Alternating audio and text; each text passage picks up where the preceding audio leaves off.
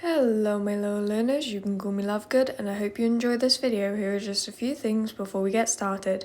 Today I'm presenting you with Chapter 11, titled Fell Asleep with a Vision by Spirit of the Beehive by KittyKqt on AO3. Summary, Sports Festival. Few author's notes from the author of this fic that I'm going to read.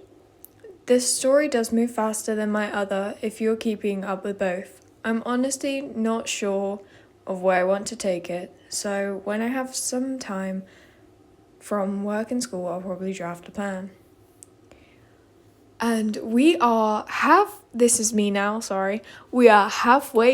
fic. Halfway! Oh my goodness. How are we halfway through this already? I will never know. But yeah, I can't believe we're already halfway through this fic. But anyway, I hope you enjoyed this chapter. And let's get right into it. The room was brighter than before, warmer in a sense, when he finally came to.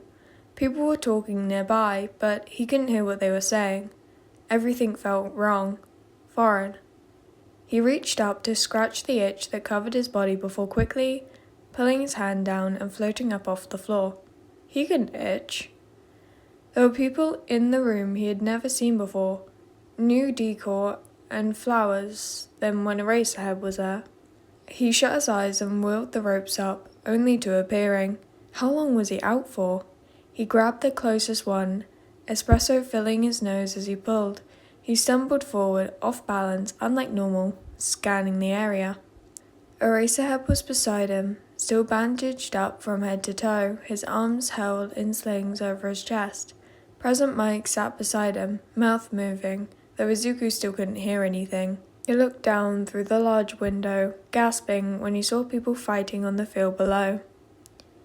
His mind flicked back to the USJ before the sound kicked in. It hit him hard as he gripped at his head, trying to dull it just slightly. People were screaming and cheering, throwing out words of encouragement. Present Mike was screaming into the microphone, narrating the fight below from small camera drones. Izuku gritted his teeth, finally getting the noise to a bearable level, his ears ringing. "We are nearing the end of the battle, listeners!" Present Mike screamed as Kachan blasted away a group of students from 1B, screaming something.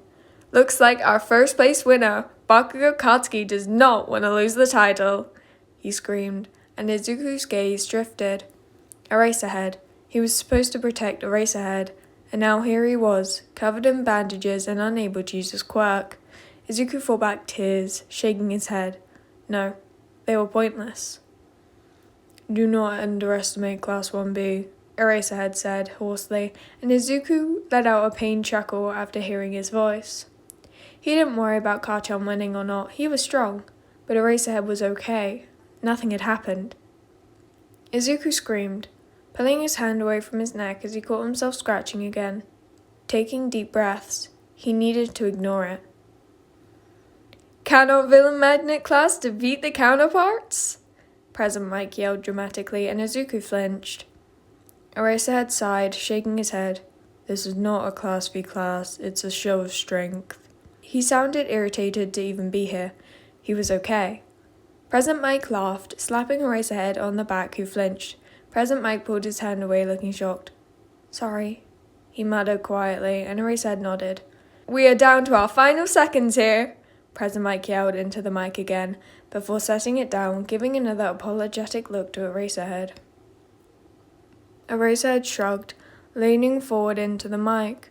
A loud crack sounded through the air, and Izuku flinched, his hands shaking. He shot himself down, scanning through the groups who had all frozen, chests heaving. Kachan was growling something about Class 1B, and Kirishima was keeping him calm. No one was bleeding out. Izuku sighed, slowing to a decent pace, glaring at Midnight and a whip. "The points are being added up," she yelled, oblivious to Izuku's glare.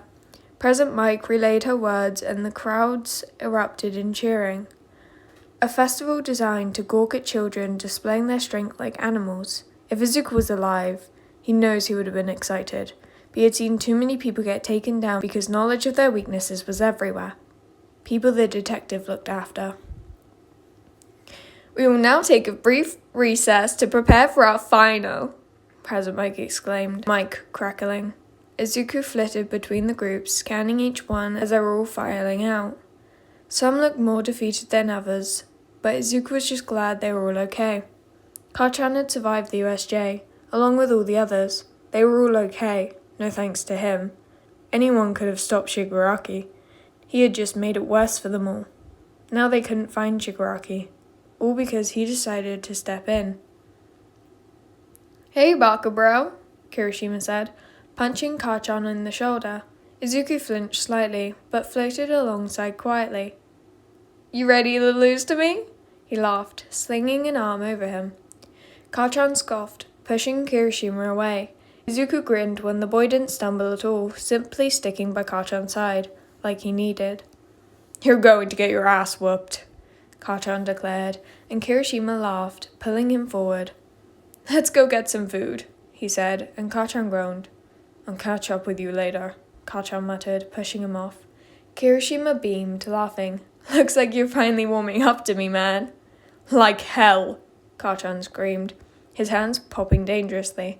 Kirishima laughed, raising his hand in a wave as he rushed away. Kachan sighed, wiping his hands on his pants before shoving them into his pockets. Izuku trailed behind, floating between hallways and doorways, waiting for Kachan to catch up. He looked around the area concernedly, rubbing at the back of his neck. Izuku hummed, yawning as Kachan finally caught up to him. He moved too slow, and Kachan phased through him, shivering before looking around frightened. "Damn it. Who's there?" he asked quietly, his voice catching in his throat slightly. Izuku floated a bit away to make sure he didn't touch him again, catching sight of Todoroki. Kachan stopped, staring at Todoroki as he stood alone in the hallway. Izuku grabbed Kachan's shoulder, pushing him back against the wall as Endeavor walked into view. "Why are you wasting my power?" he asked, crossing his arms as he loomed over Todoroki. "You spoiled child." Todoroki didn't speak, looking down at the ground. Katsuki didn't move, standing still in the hallway. Izuku rolled his eyes, floating forward and running a hand through Endeavor's shoulder.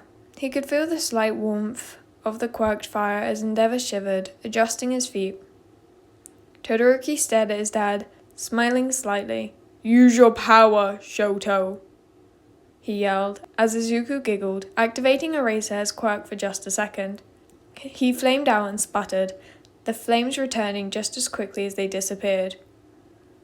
"Very well," he said, stomping away, leaving Todoroki standing shocked. Katsuki turned and walked away as Izuku followed, casting a look back at the boy. Katsuki headed to the cafeteria as Izuku left him behind, looking for another target to track. He could work on training his quirk again. He travelled to Eraserhead, laughing at the awkward scene. President Mike attempted to help Eraserhead get a drink, trying to get a straw under the bandages. Izuku reached over, flicking the lights, and watched Eraserhead jump, smacking the cup out of President Mike's hand, landing it on their laps. President Mike jumped up, shaking the water off his hands as he looked towards the light switch, eyes wide. Alrighty, my little Lunas. That is a wrap of half of this chapter. Sorry, it is only half if you see my post. I can only bribe my sister so far. Yeah, I've just been feeling horrible again, which is annoying, but it means that my editing skills were out the window. Horrible. So luckily, yay, bribery. I bribed my sister. So little Lunas, just a little reminder that you might have something you need to do or check. I hope you will have a fantastic time wherever and whenever you may be, day, night, dust, dawn, low tide, high tide, whatever it is you can call me Lovegood. And that was part 1 of chapter 11, Fell Asleep with a Vision by Spirit of the Beehive by KittyKqt on AO3. Again, link to this fic will be in the pinned comment by me on this video, and tags are in the description as well as warnings. Bye, you little Lunas.